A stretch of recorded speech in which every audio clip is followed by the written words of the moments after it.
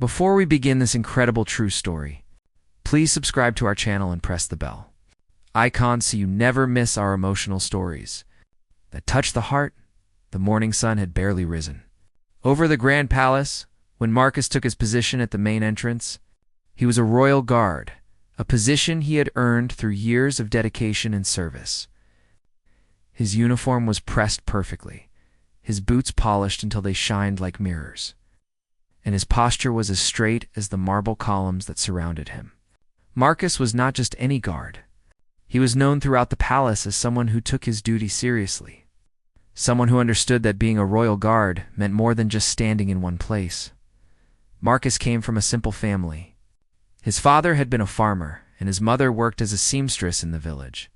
They had taught him the value of hard work and honor. When Marcus was 18 years old, he decided to join the royal guard. His parents were proud but worried. They knew the job would be difficult and demanding. Marcus trained for 2 years before he was finally accepted into the elite group of guards who protected the palace and the royal family. On this particular morning, everything seemed normal. The sky was clear, and a gentle breeze moved through the palace gardens. Marcus greeted his fellow guards as they changed shifts. He smiled at the servants who passed by, carrying trays of breakfast to the royal chambers. The head of the guard, Captain Richardson, walked past and gave Marcus a firm nod of approval. Marcus felt proud.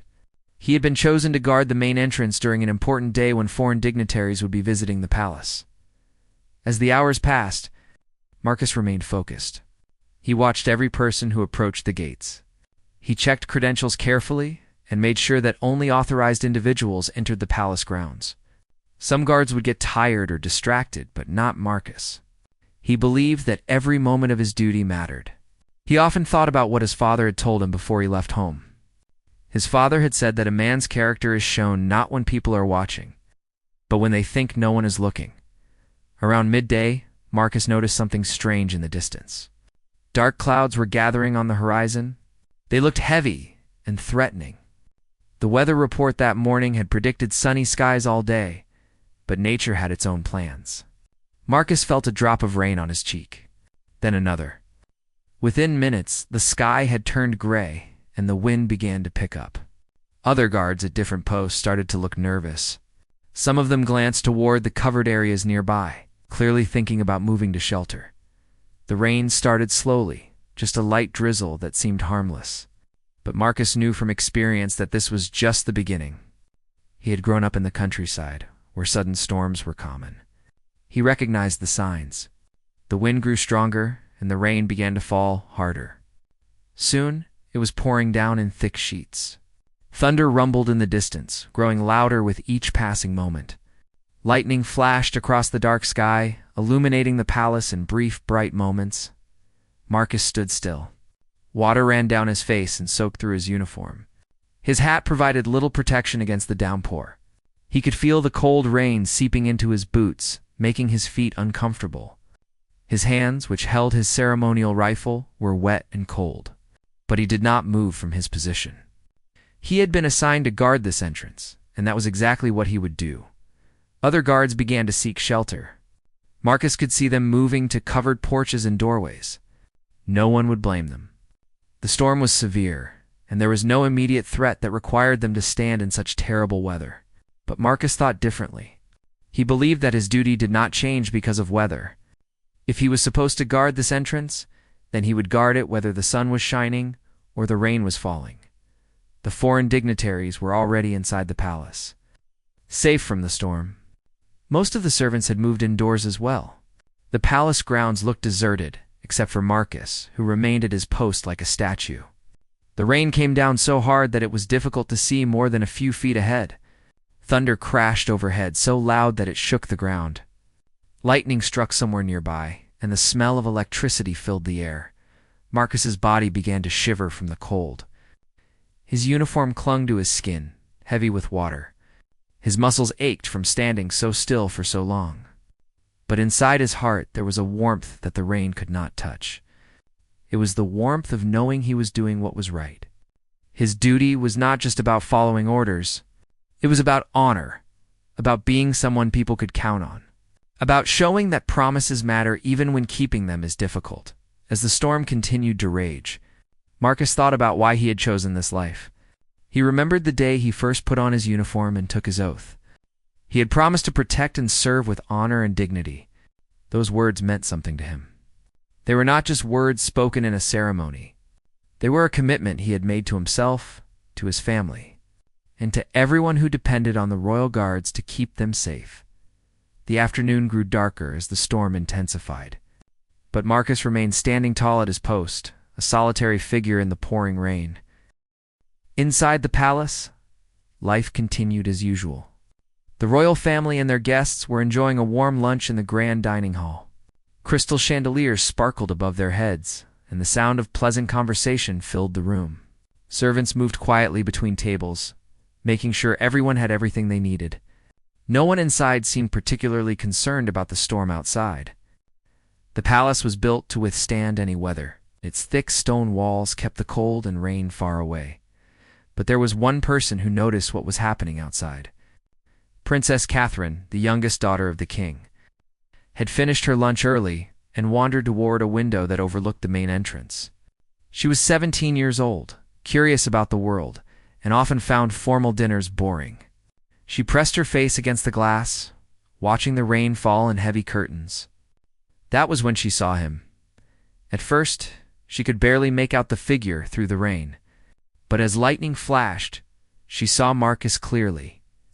He was standing at his post, completely soaked, but his posture was perfect.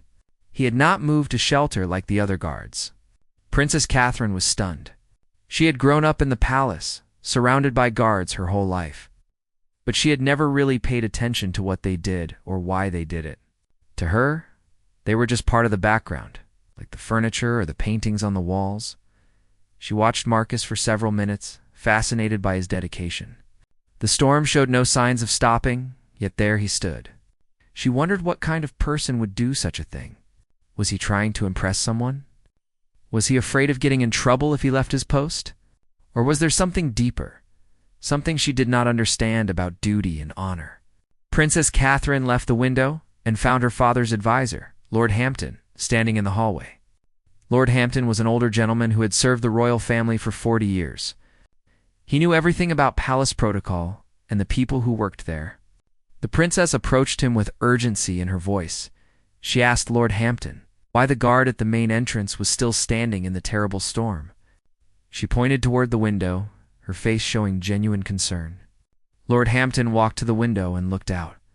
When he saw Marcus, a small smile appeared on his weathered face. He recognized the young guard immediately. Marcus had a reputation among the palace staff for being exceptional. Lord Hampton explained to the princess that Marcus was following his duty. He told her that royal guards take an oath to protect and serve, and some guards understand this oath more deeply than others. He said that Marcus came from a humble background and had worked incredibly hard to earn his position. For Marcus, being a royal guard was not just a job. It was a calling, a matter of personal honor. Lord Hampton mentioned that he had observed Marcus many times and had always been impressed by his character. The princess listened carefully. She had never thought about the guards as real people with their own stories and values. They were always just there, part of the palace scenery. But now, looking at Marcus standing in the rain, she began to understand something important. These guards were not servants or decorations. They were individuals who had chosen a difficult path, who had made sacrifices to serve something greater than themselves. Meanwhile, outside in the storm, Marcus was struggling. The cold had seeped deep into his bones. His fingers were numb, and he could no longer feel his toes. The rain felt like tiny needles hitting his skin.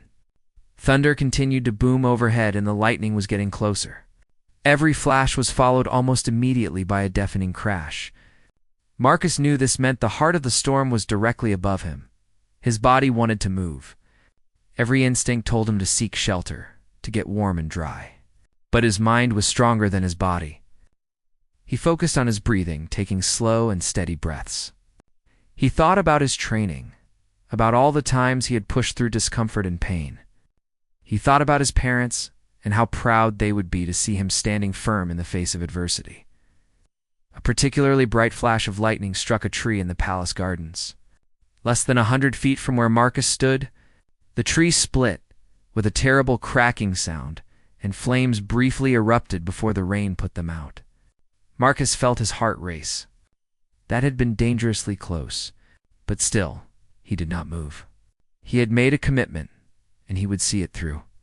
Inside the palace, Princess Catherine could not stop thinking about the guard in the rain. She returned to the dining hall and quietly asked her father if she could speak with him privately.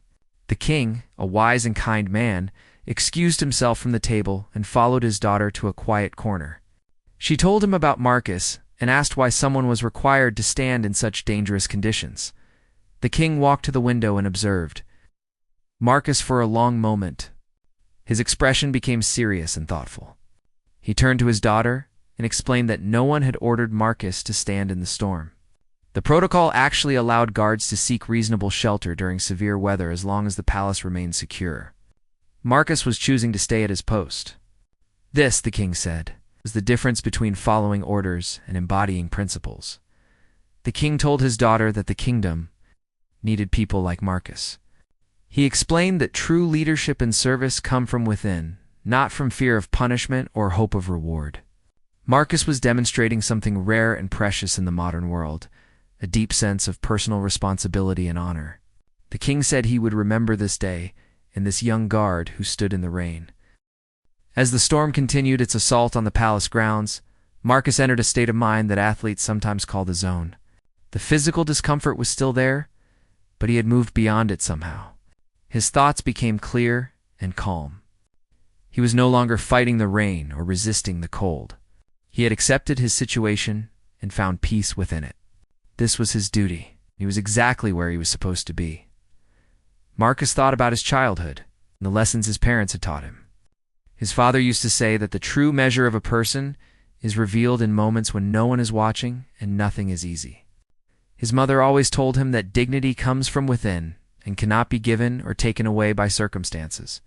Standing in that storm, Marcus understood these lessons in a way he never had before. He was not standing there for recognition or praise. He was standing there because it was right. The rain began to ease slightly after what seemed like hours. The thunder moved farther away, and the lightning became less frequent. Marcus allowed himself to hope that the worst of the storm had passed, but he remained vigilant. His eyes continued to scan the area, watching for any potential threats or unusual activity. Even in the middle of a storm, a guard must remain alert. This was the discipline he had learned during his training.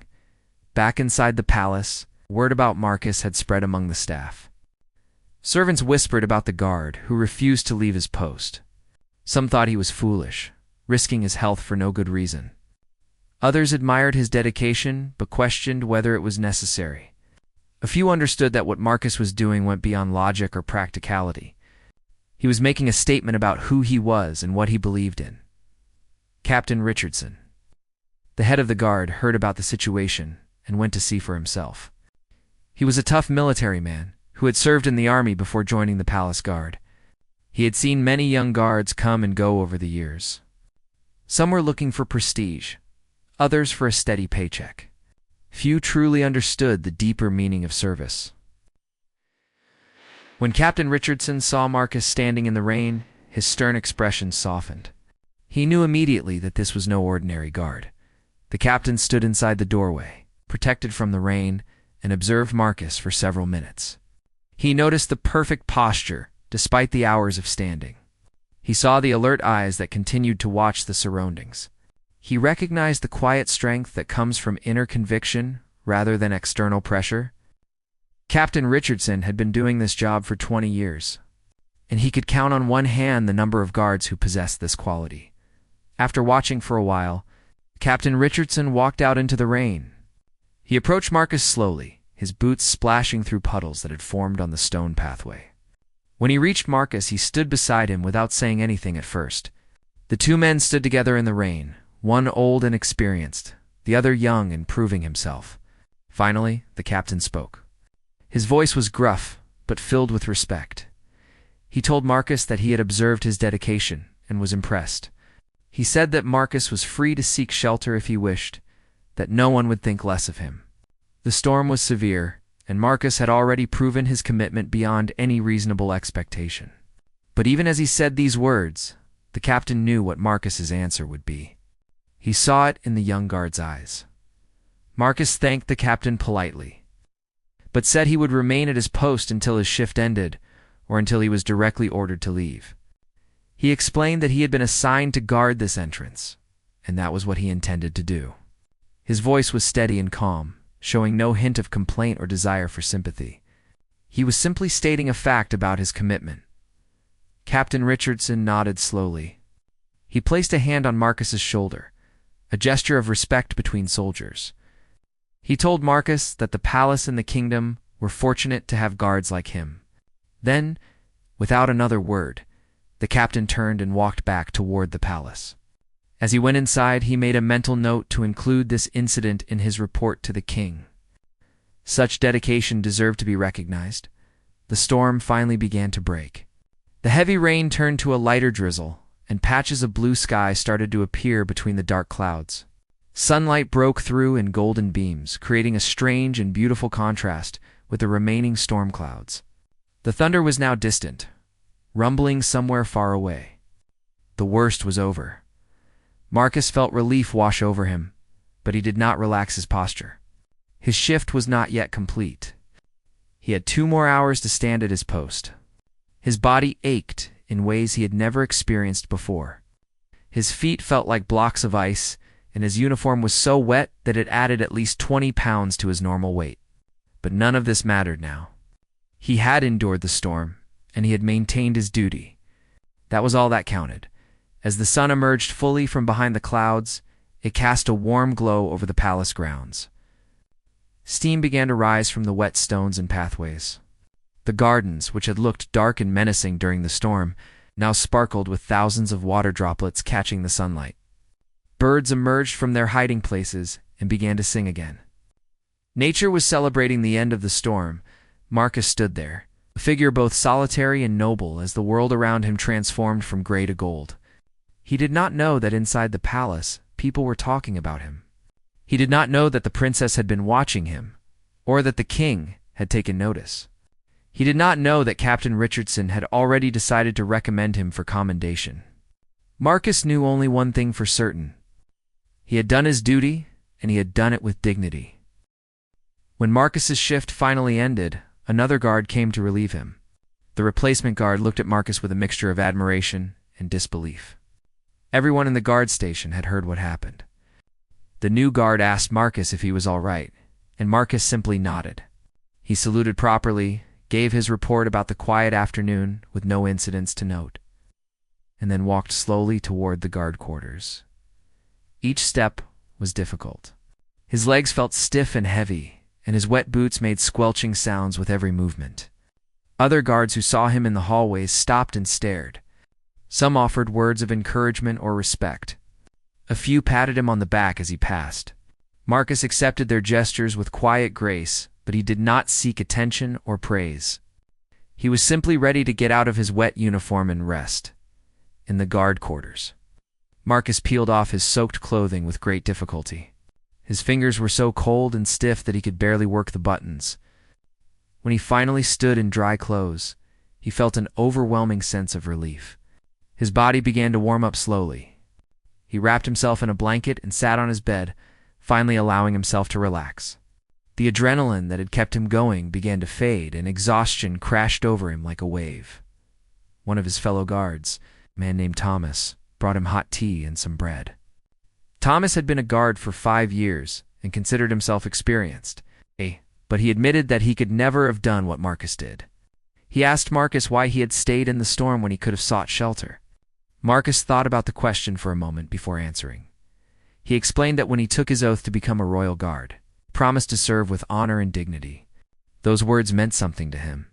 They were not just part of a ceremony or tradition. They were a commitment he had made to himself about the kind of person he wanted to be. Standing in that storm was not about following rules or impressing anyone. It was about being true to his own principles. It's about showing that his word meant something. Thomas listened carefully and nodded. He said he understood, but deep down, he knew that not everyone could live up to such high standards.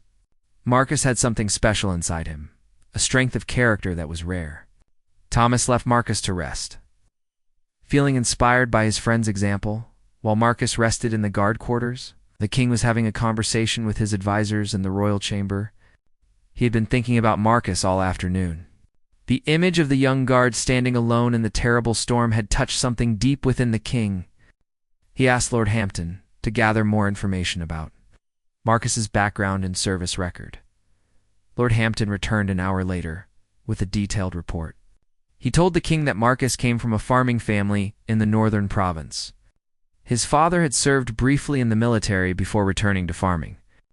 Marcus had been an excellent student in school and could have pursued many different careers, but he chose to become a royal guard. His training instructors had noted his exceptional discipline and dedication.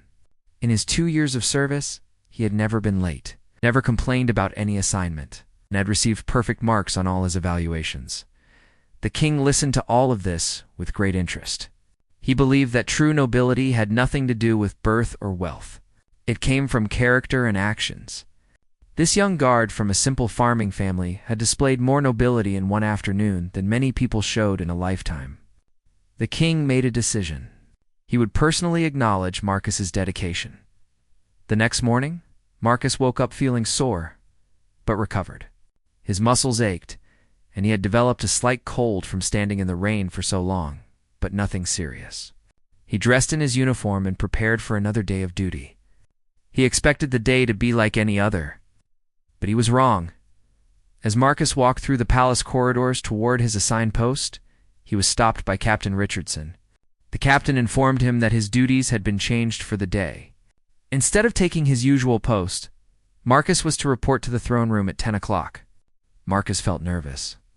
He asked if he had done something wrong, but the captain just smiled mysteriously and told him to make sure his uniform was perfect. Marcus returned to his quarters and carefully inspected his uniform. He polished his boots until they gleamed. He made sure every button was fastened correctly and every crease was sharp. He wondered what was happening, but tried not to let his imagination run wild. At exactly 10 o'clock, he presented himself at the throne room doors. The throne room was the most magnificent space in the entire palace. High ceilings were decorated with elaborate paintings, and tall windows let in streams of golden sunlight. The floor was made of polished marble that reflected like a mirror. Usually this room was used only for important state ceremonies and official functions. Marcus had never been inside it before. As the doors opened, Marcus saw that the room was filled with people. All the senior palace staff were there, including Captain Richardson and the other guard commanders. Members of the royal family stood near the throne, including Princess Catherine, who smiled when she saw Marcus enter. And seated on the throne was the king himself, wearing his formal robes and crown. Marcus's heart began to race. He walked forward as instructed, his boots clicking on the marble floor. The sound echoed in the vast room. Everyone was watching him. He felt self-conscious and uncertain, but he maintained his composure. He had been trained for formal occasions, and he would conduct himself properly no matter how nervous he felt. When Marcus reached the appropriate distance from the throne, he stopped and gave his most perfect salute. Then he stood at attention. His eyes focused straight ahead, waiting to learn why he had been summoned. The king rose from his throne and stepped down from the platform. This was unusual. The king rarely left his throne during formal ceremonies. Marcus did not know what to expect. The king walked slowly toward Marcus, his expression serious but kind. When he reached the young guard, he stopped and looked directly into his eyes. Marcus felt the weight of that gaze. This was not just a king looking at a guard. This was one human being recognizing something profound in another. The king began to speak, and his voice carried throughout the silent throne room. He told everyone present about what had happened the day before. He described how a terrible storm had struck the palace, how most guards had reasonably sought shelter, but how one guard had remained at his post throughout the entire ordeal. He explained that this guard had not been ordered to stay in the storm. He had chosen to do so because of his understanding of duty and honor. The king said that in his many years of ruling the kingdom, he had seen countless acts of service and loyalty. But rarely had he witnessed such a pure demonstration of personal integrity. Marcus had stood in that storm not for recognition or reward, not because he feared punishment, but because he believed it was the right thing to do. This, the king declared, was the foundation upon which great nations were built. Marcus felt his face grow warm. He was not accustomed to such praise, especially not from the king himself. He wanted to say that he had simply done his job, that any good guard would have done the same, but he remained silent, as protocol required. The king continued speaking, explaining that actions like Marcus's needed to be recognized and celebrated because they set an example for others. The king then called Lord Hampton forward. The advisor carried a velvet cushion upon which rested a medal. It was the Medal of Distinguished Service, one of the highest honors that could be given to a palace guard. The medal was awarded rarely, usually only 2 guards who had served for decades or who had performed extraordinary acts of courage in dangerous situations. Marcus could hardly believe what he was seeing. The king took the medal and personally pinned it to Marcus's uniform. As he did so, he spoke quietly, just loud enough for Marcus to hear. He told Marcus that true nobility was not about bloodlines or titles. It was about character and choices. He said that Marcus had demonstrated more nobility in one afternoon than many nobles showed in their entire lives. The king thanked him for his service and for reminding everyone in the palace what honor truly meant. After the king stepped back, everyone in the throne room began to applaud. The sound was thunderous, echoing off the high ceilings. Marcus stood at attention, overwhelmed by the moment. Tears formed in his eyes, though he fought to maintain his composure. He thought about his parents and wished they could be there to see this. They had sacrificed so much to give him a good education and the opportunity to pursue his dreams. Princess Catherine watched the ceremony with deep emotion. She had been so moved by Marcus's dedication that she had convinced her father to personally honor him.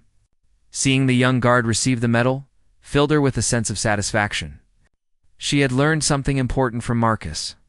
She had learned that true service and dedication still existed in the world, that not everyone was motivated by selfishness or personal gain. After the ceremony concluded, Captain Richardson approached Marcus in the hallway outside the throne room. The stern captain had a rare smile on his face.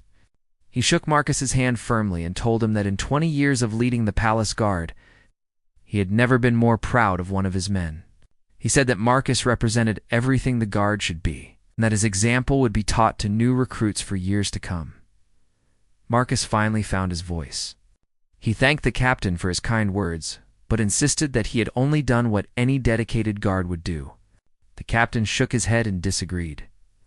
Most guards were good at their jobs, he explained, but few understood the deeper meaning of service. Marcus had that rare quality, and it made all the difference over the following days and weeks. Marcus's story spread beyond the palace walls. Newspapers in the capital city published articles about the guard who stood in the storm. People throughout the kingdom discussed his dedication. Some were inspired by his example. Others debated whether his actions were admirable or unnecessarily extreme. But everyone agreed that his commitment to duty was remarkable. Marcus found all the attention uncomfortable. He had not stood in that storm for fame or recognition. He had done it because it felt right to him.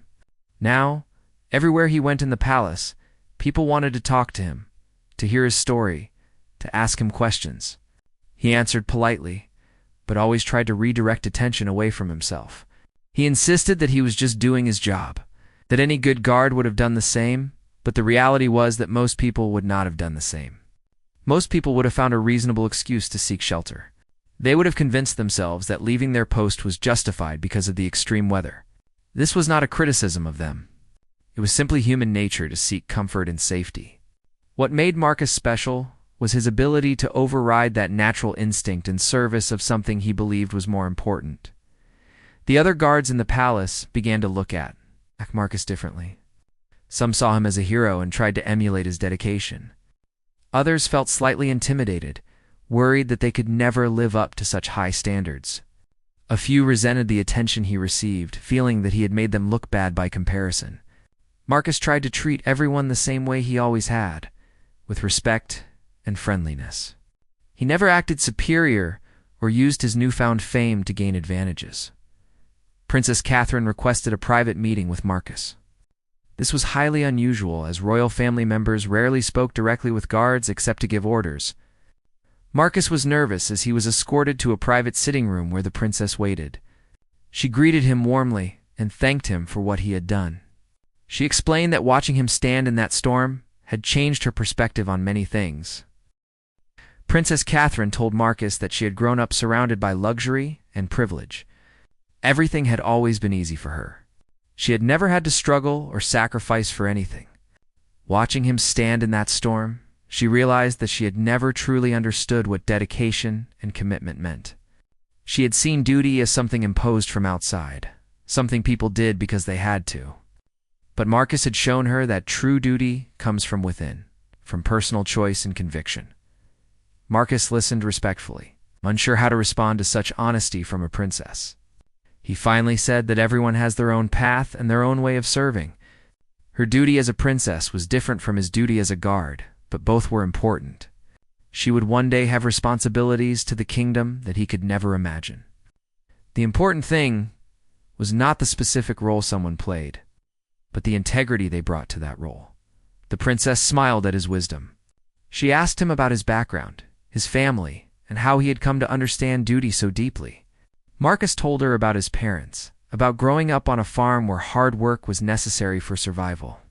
He explained that his father had taught him that a person's word was their bond, that promises should never be broken lightly. His mother had taught him that dignity comes from within, and that external circumstances cannot diminish a person who knows their own worth. These lessons, as Marcus explained, had shaped who he was. When he took his oath to become a royal guard, he had not taken it lightly. It was a sacred promise to himself and to everyone who depended on him. Standing in that storm had been difficult, but breaking his promise to himself would have been much harder to live with. He would rather endure temporary physical discomfort than permanent damage to his integrity. Princess? Catherine thanked Marcus for sharing his thoughts with her. She said that their conversation had given her much to think about. As Marcus left the meeting, he felt grateful for the opportunity to speak with someone from such a different world. It reminded him that despite differences in birth and circumstance, all people struggled with similar questions about purpose and meaning. Life in the palace gradually returned to normal. The storm became a memory, though one that people continued to talk about. Marcus resumed his regular duties, standing watch at various posts around the palace. He performed his job with the same dedication he always had, neither seeking special treatment because of his medal, nor growing complacent because of his recognition. Months passed, and then years.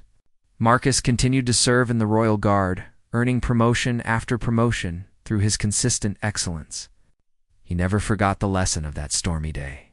Whenever he faced difficulty or challenge, he remembered standing in the rain and finding the strength to endure. That experience had taught him that he was capable of more than he had imagined, that the human spirit could overcome tremendous obstacles when guided by clear principles.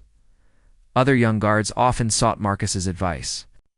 He became an informal mentor, sharing not just technical knowledge about guard procedures, but deeper wisdom about service and integrity. He told them that being a guard was not just about physical skills or following orders. It was about understanding why those orders mattered, about seeing the bigger picture of how their service contributed to something important. Marcus eventually wrote a letter to his parents, telling them about the medal and the ceremony. But more importantly, he thanked them for the values they had instilled in him. He told them that everything good in his life could be traced back to the lessons they had taught him as a child. Their sacrifices had given him the foundation to become someone worthy of honor. His father cried when he read the letter, proud beyond words. His mother kept it in a special box, rereading it whenever she missed her son. The king never forgot Marcus either. Years later, when the king was much older and reflecting on his reign, he often spoke about the guard who stood in the storm. He used Marcus's story as an example in speeches about civic virtue and personal responsibility. He believed that nations were not built by grand gestures and dramatic moments, but by countless small acts of integrity performed by ordinary people who chose to be extraordinary. Princess Catherine grew into a wise and compassionate leader, eventually taking on important roles in the kingdom's governance. She credited that day watching Marcus in the rain as a turning point in her development. It had taught her to look beyond surfaces, to recognize true worth in people, regardless of their position or background. When she later established a scholarship program for young people from humble backgrounds, she secretly named it after Marcus, though he never knew. As for Marcus himself, he remained humble throughout his life. He never saw himself as a hero or someone special. He was simply a man who had made a commitment and kept it, who had discovered that his own standards mattered more than anyone else's approval. The medal he received that day hung on the wall of his small room in the guard quarters. He looked at it sometimes, not with pride, but with gratitude for the reminder of what he was capable of when he stayed. True to himself, the story of the royal guard who stood in the storm became part of Palace's legend. Told to each new class of guards during their training, it became a symbol of what service truly meant. A reminder that duty was not just about following orders, but about embodying principles that made society work. Some people heard the story and were inspired to examine their own commitment to their responsibilities. Others heard it and felt it was extreme or unnecessary. But no one who heard it remained unchanged. In the end, Marcus's legacy was not the medal or the recognition. It was the example he had set, the proof that one person's integrity could ripple outward and touch countless lives. He had shown that even in a world that often seemed to value convenience over character, there were still people who believed that promises mattered, that duty was sacred, and that standing tall in the face of difficulty was its own reward. The thunder and rain of that long-ago storm had passed, but the light Marcus had shown that day continued to illuminate the path for others. It reminded everyone who heard his story that greatness was not about extraordinary abilities or perfect circumstances. It was about ordinary people making the choice, moment by moment and day by day, to be better than they had to be, to give more than was required, and to let their actions speak the truth of who they really were. That was the real story of the royal guard who braved thunder and rain, standing tall to uphold his duty's dignity.